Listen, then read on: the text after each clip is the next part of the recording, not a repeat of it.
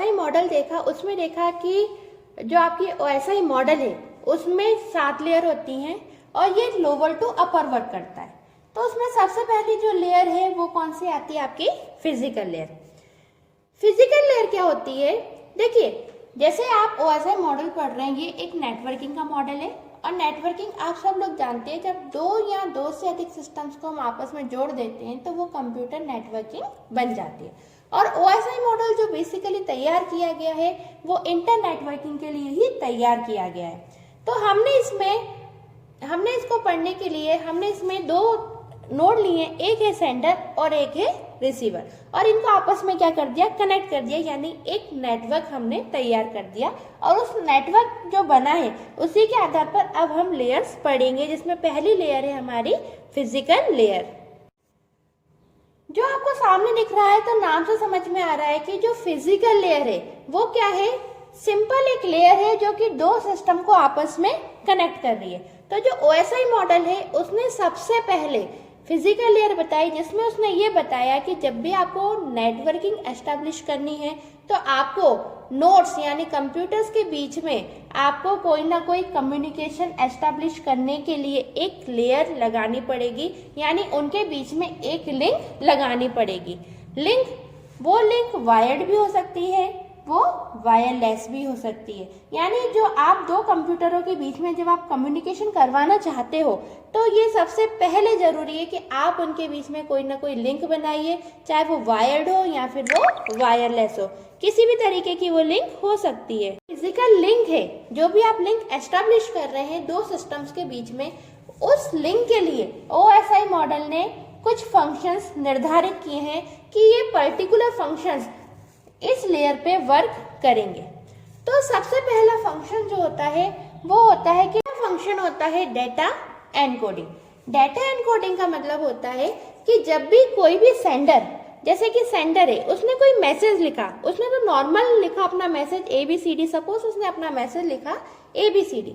अब ये जो वायर है, आप सभी लोग जानते हो कंप्यूटर इलेक्ट्रॉनिक डिवाइस है और इसके बीच में हम वायर के कनेक्शन करते हैं तो इलेक्ट्रिकल सिग्नल्स मूव करते हैं।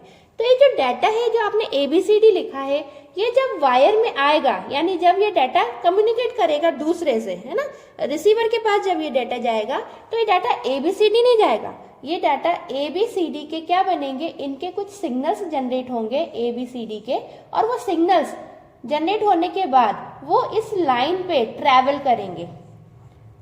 जो ये लाइन बनी हुई है, जो भी आपने लिंक एस्टेब्लिश की, चाहे वो वायर्ड हो या वायरलेस हो, उस एरिया में ये जो सिग्नल्स हैं, ये सिग्नल्स क्या करेंगे? ट्रैवल करेंगे, और ट्रैवल करते हुए वो कहाँ पहुंचेंगे? रिसीवर के पास पहुंचेंगे, और रिसीवर के पास पहुंचने पर वो वापस से डिकोड हो जाएंगे। फॉर एग्जाम्पल, जैसे ABCD है, ये सिग्नल्स में कन्वर्ट हुआ, तो डिकोड होने के लिए जो सिग्नल्स हैं वो दोबारा से ABCD के फॉर्म में कन्वर्ट हो जाएंगे। ठीक है, तो पहला फंक्शन होता है फिजिकल लेयर पे डाटा को एनकोडेड करना। डाटा एनकोडिंग में मैसेज जो है वो सिग्नल्स के रूप में एनकोडेड होता है, देन रिसीवर के पास पहुंचने के बाद वो एनकोडेड डाटा यानी एनकोडेड सिग्नल्स ओरिजिनल मैसेज में कन्वर्ट हो जाते हैं।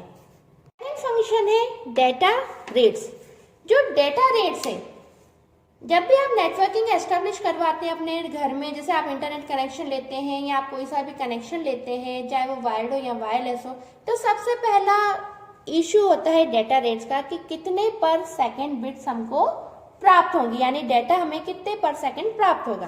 तो जब भी हम कोई भी लाइन एस्टेब्लिश करते हैं, चाहे वो वायर्ड हो या वायरलेस हो, उसमें ये चीज निर्धारित की जाती है कि कितने बिट पर सेकंड के हिसाब से वो डाटा ट्रैवल करेगा, और इस फंक्शन को हम बोलते हैं डेटा रेट्स। तो फिजिकल लेयर पे सेकंड जो फंक्शन है वो है डेटा रेट्स, जिसमें ये तय होता है कि जो भी फिजिकल कनेक्शन एस्टेब्लिश किया हमने नोड्स के बीच में, उसमें किस दर से डाटा कम्युनिकेट होगा, यानी कितने बिट पर सेकंड डाटा सेंडर से रिसीवर को प्राप्त होगा। थर्ड फंक्शन होता है अटैचमेंट मीडियम।